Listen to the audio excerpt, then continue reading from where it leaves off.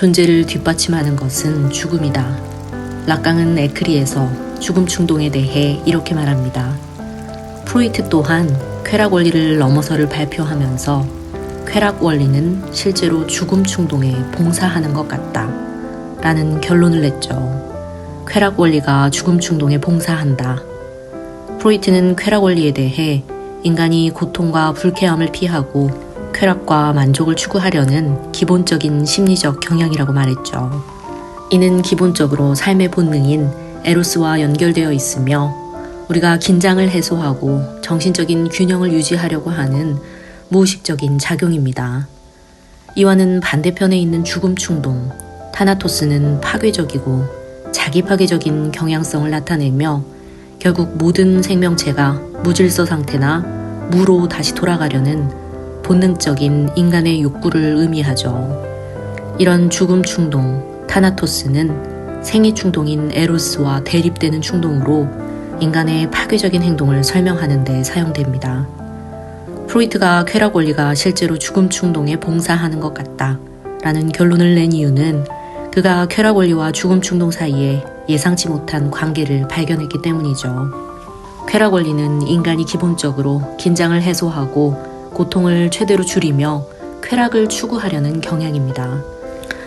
그러나 프로이트는 이런 쾌락의 추구가 궁극적으로는 모든 긴장과 모든 고통을 완전히 제거하려는 극단적인 욕구로 이어질 수 있다는 점을 발견했죠. 긴장과 고통이 완전히 제거된 상태는 죽음이나 무질서 상태를 의미하며 이는 죽음 충동이 가진 목표와 일치합니다. 죽음 충동은 모든 생명체가 무기물 상태로 다시 돌아가려는 생명과 긴장의 완전한 종결을 추구하려는 본능이죠. 죽음 충동은 생명을 끝내고 고통과 혼란을 종결시키려는 무의식적인 충동이기도 합니다. 이 충동은 인간의 파괴적인 행동, 공격성, 자멸적인 행동에서 나타나죠. 그러나 쾌락 원리가 극단적인 쾌락을 추구하는 과정에서 모든 고통과 긴장을 완전히 제거하려는 쾌락의 극단을 추구하다 보면 이것이 닿는 곳은 죽음 충동의 목표와 같은 곳입니다. 쾌락의 추구를 통한 고통과 긴장의 해소가 계속되면 결국 궁극적으로는 죽음이라는 무의 상태에 도달하게 되죠. 프로이트는 초기에 쾌락의 원리가 오직 삶의 본능인 에로스와 밀접하게 연결된 것으로 이해했으나 쾌락 원리를 넘어서를 발표하면서 쾌락 원리가 삶을 유지하는 것뿐만 아니라 오히려 죽음 충동인 무의 상태, 즉 완전한 긴장의 해소 상태에게 기여할 수 있음을 깨달았죠.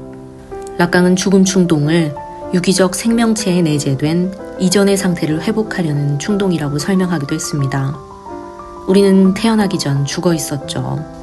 태어나기 이전의 상태를 반복하려는 충동.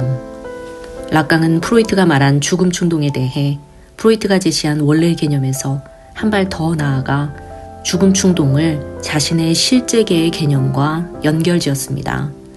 락강이 말하는 실제계는 인간이 언어로 표현하거나 상징화할 수 없는 리얼한 자연적인 차원으로 인간이 도달하기 힘든 궁극적인 영역을 뜻합니다. 이런 실제계는 사회적인 질서와는 다르게 말로는 표현할 수 없는 그 무엇보다 리얼한 현실의 영역이죠. 실제계는 인간이 언어로 표현할 수 없는 영역이며 실제계에 접했을 때 인간은 무질서와 혼란, 불안을 느끼게 됩니다. 언어로 상징화되지 않는 경험에 인간은 공포와 불안을 느끼죠. 락강은 프로이트가 말한 죽음 충동이 실제계에 대한 인간의 근본적인 갈망을 표현한다고 말했습니다.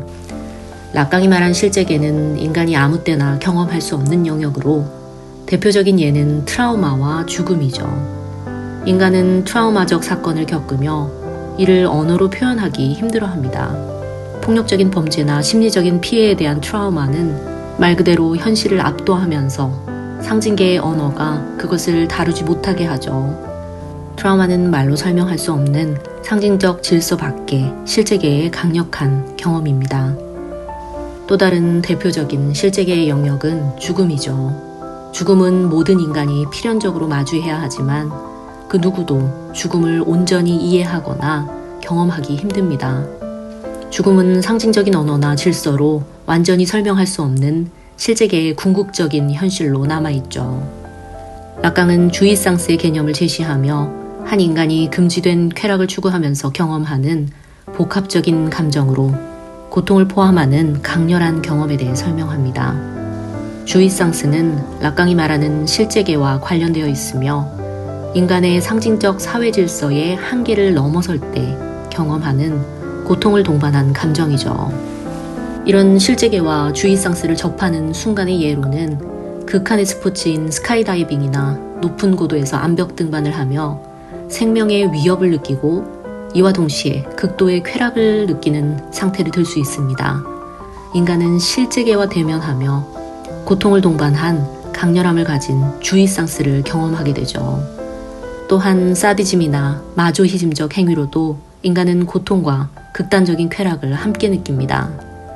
또 다른 실제계를 접하는 순간은 예술 창작 과정에서 한 인간이 극도의 몰입을 경험하며 현실을 초월한 감정을 느끼는 경우죠. 인간은 고통과 쾌락이 섞인 주이상스를 경험하며 예술을 통해 실제계와 접촉할 수 있습니다. 여성의 경우 출산의 경험을 통해 생명의 탄생과 극도의 고통이라는 이중적인 감정을 느끼며 말로는 완전하게 표현할 수 없는 경이롭고 복합적인 실제계의 경험을 하게 됩니다. 한 인간이 교통사고로 생명을 잃을 뻔할 순간에도 인간은 극도의 공포와 살아있음의 힘을 동시에 느끼며 죽음의 경계에서 실제계를 대면할 수 있다고 설명합니다.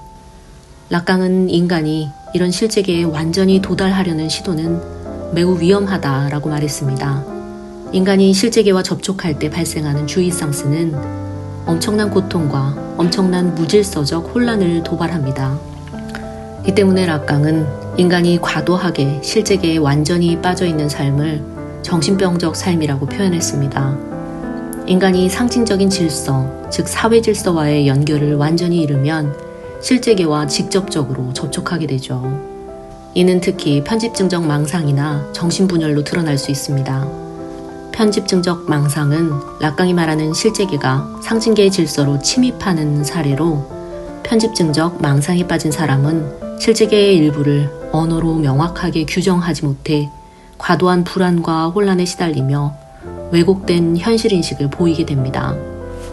여러 정신분열의 경우에도 상징적인 질서, 즉 사회적 질서와의 연결이 단절되면서 실제계와의 직접적인 대면이 이루어지고 극도의 혼란, 자아의 붕괴, 환각이나 망상, 압도적인 혼란, 현실과의 단절을 경험하죠. 사회와 현실에서 단절되어 실제계에 완전히 빠진 인간은 망상과 환각, 현실의 왜곡을 겪으며 언어와 사회 규범으로 현실을 조직하고 조절하는 끈을 놓치게 됩니다. 실제계에 지나치게 빠진 인간은 사회적 정체성을 확립하는 데 어려움을 겪고 사회적으로 고립될 수 있죠. 락강은 이를 실제계의 난입이라고 표현하며 상징계의 사회 질서가 한 인간의 멘탈에서 붕괴되면 인간은 자신이 통제할 수 없는 환각과 망상을 겪을 수 있다고 말했습니다. 이렇게 실제계가 난입하면 인간은 일상 현실을 왜곡해서 인식할 수 있죠. 한 인간이 상징계의 사회 질서의 끈을 놓치고 실제계로 들어가 현실 왜곡 증상을 겪지 않으려면 아버지의 이름이라고 불리는 금지의 언어가 아이의 내면에 내재화되어야 합니다. 락강은 한 아이가 성장하며 건강하게 상징계로 진입하기 위해서는 아버지의 이름이라는 금지의 언어를 통해 자신의 욕망을 통제하고 사회 안에서 자신의 욕망을 조절하는 법을 배워야만 하죠. 아버지의 이름은 언어와 법, 규범과 같은 사회의 권위를 뜻합니다. 부모는 명확한 한계와 규칙을 아이에게 제시하고 아이의 욕망에는 한계가 있다는 사실을 알려줘야 하죠.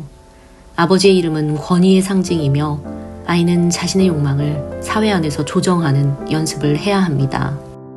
이렇게 아이는 자신이 원하는 대로 모든 것을 할 수는 없으며 언제나 한계와 제한점이 있고 자신이 완벽하거나 전능한 힘을 발휘할 수 없다는 사실을 깨달아야 하죠.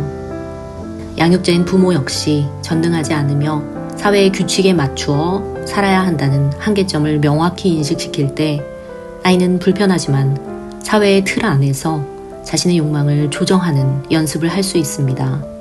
아이에게 명확한 법과 규범, 금지를 의미하는 아버지의 이름이라는 권위의 역할이 제대로 작동하지 못하거나 상징적 사회 질서를 가르치는 적절한 언어 구조를 충분히 제시해주지 못하면 배제라는 경험을 할 수 있습니다. 락강은 정신병의 근본 원인을 사회적 질서로 편입되지 못한 배제라고 보며 아이가 상징계에서 배제될 경우 환각과 망상과 같은 실제계가 침입하는 현상을 겪을 수 있다고 설명합니다. 배제된 아이는 상징계, 즉 사회 질서에 통합되기를 거부당하고 배제당하며 실제계의 침입으로 망상적인 생각, 환청, 비현실적인 신념을 보이게 되죠. 락강은 건강하고 주체적인 삶을 실제계와 상징계 사이의 균형을 적절히 유지하는 삶으로 보았습니다. 한 인간이 상징계에만 과하게 의존하면 지나치게 사회적인 규범과 타인의 시선에만 의존하게 되죠. 또 자신의 무의식적 욕망이나 실제계의 현실을 무시할 수 있습니다. 한편으로는 자아를 고립시키고 타인의 기대에만 맞추어 사는 비주체적인 삶을 살 수도 있죠. 반면 실제계에만 치우친 삶은 실제계를 과하게 경험하려고 몰두하게 되고 이는 큰 불안과 혼란을 초래하게 됩니다. 상징적 사회 질서를 무시한 결과로 한 인간은 사회적인 규범과 의미체계를 잃고 극도의 혼란에 빠질 위험이 있죠. 이 때문에 락강은 상징계에 통합된 상태에서 실제계와의 건강한 접촉을 유지하는 삶을 설명했습니다. 사회적인 규범과 언어체계 안에서 자신의 정체성을 잘 확립해 나가면서도 실제계에 혼란스럽고 말로 설명할 수 없는 부분을 인정하고 받아들이는 삶을 뜻하죠. 창작을 하는 사람이라면 실제계의 미지의 영역을 탐구하고 무의식적 욕망과 실제계의 불안, 공포를 상징적인 사회 질서에 맞게 표현하면서 창작물을 통해 사회적으로 인정을 받을 수 있습니다.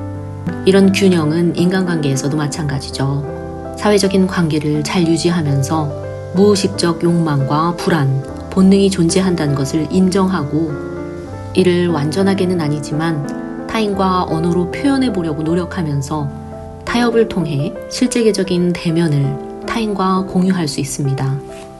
또한 죽음이나 트라우마, 비극과 같은 실존적인 문제를 직면할 때 상징적인 질서인 종교적인 믿음이나 철학적인 사유와 같은 언어적인 체계 안에서 의미화하려고 노력하는 것도 가능합니다. 이런 노력으로 실제계의 불확실성과 무의미함을 수용하면서 자신의 정체성을 잡아나갈 수 있죠. 가장 중요한 것은 내 안의 실제계인 무의식적 갈등과 불안을 일기쓰기나 명상, 상담, 내면 독백을 통해 수시로 직면하고 이를 수용하면서 상징적인 사회 질서 안에서 이해할 수 있도록 노력하는 것도 중요합니다. 프로이트가 말한 생명충동, 에로스는 창조적이고 생산적인 활동과 연관이 있죠.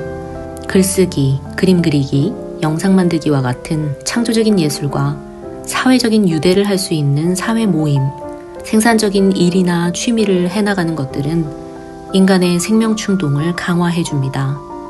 생명충동을 키우기 위해서는 특히 사회적인 유대관계, 연결감이 가장 중요하죠. 애정을 가질 수 있는 가족, 친구들과 함께할 때 인간은 생명충동을 키워나갈 수 있습니다. 프로이트 역시 정신분석을 통해 무의식적 죽음 충동을 의식화하면서 생애 충동을 강하게 할 수 있다고 말했습니다. 일기쓰기나 상담, 자기 자신과의 대화를 통해 자신의 무의식적 충동에 대해 더 잘 이해할수록 죽음 충동보다는 생애 충동에 가까운 삶을 살 수 있습니다. 락강이 말하는 실제계를 과하게 대면하는 상태에 있다면 정신적인 불안과 혼란, 무질서를 느낄 수 있습니다. 상징계에서, 즉 사회 질서 안에서 자신의 위치를 찾고 언어를 통해 최대한 자신의 욕망을 표현하면 파괴적 욕망이나 죽음 충동을 좀 더 잘 조절할 수 있죠. 상징적인 질서 안에서 안정감을 느끼면서 가끔 실제계에서 대면하는 강렬한 감정들을 수용하고 인정하는 것이 중요합니다. 자기 자신과의 소중한 연결을 잃지 않도록 일기쓰기나 명상, 감정이나 느낌에 대한 기록을 통해 자기 자신과의 대화, 자신의 무의식 세계를 잘 관리하시면서 건강한 멘탈을 지켜나가시기를 바랍니다.